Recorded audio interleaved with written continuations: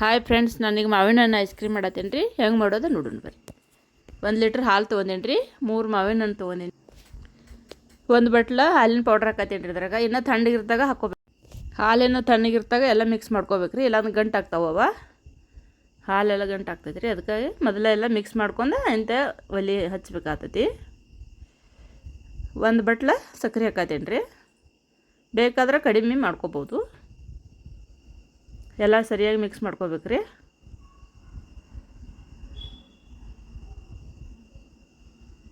ಮಾವಿನ ಹಣ್ಣು ಸಿಪ್ಪೆ ಎಲ್ಲ ತೊಗೋಬೇಕ್ರಿ ಇದ್ರದ್ದು.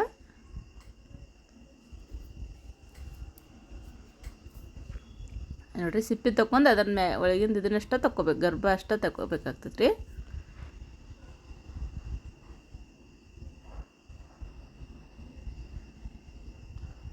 ಎಲ್ಲ ಕಟ್ ಮಾಡ್ಕೋಬೇಕ್ರಿ ಸರಿಯಾಗಿ. ಅದನ್ನ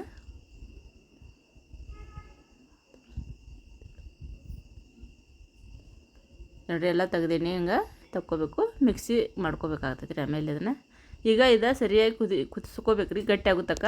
ಏಲಕ್ಕಿ 1 4 ಹಾಕ್ಕೊಂಡೇನಿ ರೀ. ಅದು ಮಾವಿನ ಹಣ್ಣೆಲ್ಲ ಸರಿಯಾಗಿ ಮಿಕ್ಸ್ ಮಾಡ್ಕೋಬೇಕು ರೀ ಸಣ್ಣಂಗೆ. ಈಗ ತಣ್ಣಗಾಗೈತೆ ನೋಡಿರಿ. ಪೂರ ತಣ್ಣಗಾದ ಬಳಿಕ ಆಮೇಲೆ ಇದನ್ನ ಸ್ವಲ್ಪ ಮಿಕ್ಸಿ ಮಾಡ್ಕೋಬೇಕಾಗೈತೆ. ಅದ್ರಾಗ ಹಾಕಿ ಮಾವಿನ ಹಣ್ಣಾಗ ನೋಡಿರಿ, ಎಲ್ಲ ಸಣ್ಣ ಮಾಡ್ಕೋಬೇಕು. ಈ ಥರ ಪೇಸ್ಟ್ ಗತೆ ಮಾಡ್ಕೋಬೇಕಾಗ್ತದೆ ರೀ. ಸ್ವಲ್ಪ ಫ್ರೆಶ್ ಕ್ರೀಮ್ ಹಾಕತ್ತೇನೆ ರೀ. ಮನ್ಯಾಗಿದ್ರೆ ಹಾಕ್ಕೋರಿ, ಇಲ್ಲಾಂದ್ರೆ ರೀ ನೋಡಿರಿ, ಹಾಕ್ಕೊಂಡ ಎಲ್ಲ ಒಂದ್ರಾಗ ಹಾಕ್ಕೋತೇನೆ ಬೌಲ್ನಾಗ ಹಾಕಿ ಮ್ಯಾಲೆ ಕವರ್ ಹಾಕಿ ಇದನ್ನ ಮಾಡ್ಕೋಬೇಕಾಗ್ತದೆ ರೀ. ಸರಿಯಾಗಿ ಪ್ಯಾಕ್ ಮಾಡ್ಬೇಕ್ರಿ. ಅದನ್ನ 1 2 3 ತಾಸು ಇಟ್ಕೋಬೇಕ್ರಿ ಫ್ರಿಜ್ನಾಗ. ತೆಗೆದ ಆಮೇಲೆ ಮತ್ತೆ ಒಂದು ಮಿಕ್ಸಿ ಮಾಡ್ಬೇಕಾಗ್ತದೆ ರೀ. ನೋಡ್ರಿ, ತೆಗೆದು ಮತ್ತೊಂದು ಮಿಕ್ಸಿ ಮಾಡ್ಕೋಬೇಕು.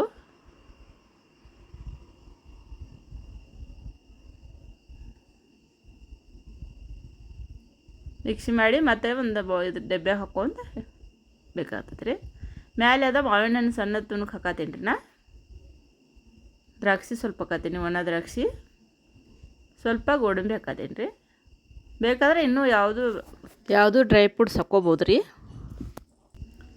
ಹೀಗೆಲ್ಲ ಪ್ಯಾಕ್ ಮಾಡಿ ಮುಚ್ಚಿ ಫ್ರಿಜ್ನಾಗ ಇಡ್ಬೇಕು ರೀ. ಓವರ್ ನೈಟ್ ಎಲ್ಲ ಇಡಬೇಕಾಗ್ತೈತೆ ರೀ. ನೋಡಿರಿ, ಎಷ್ಟು ಮಸ್ತ್ ಆಗೈತೆ ರೀ. ಕಲರ್ ಫುಲ್ ಆಗೈತಿ,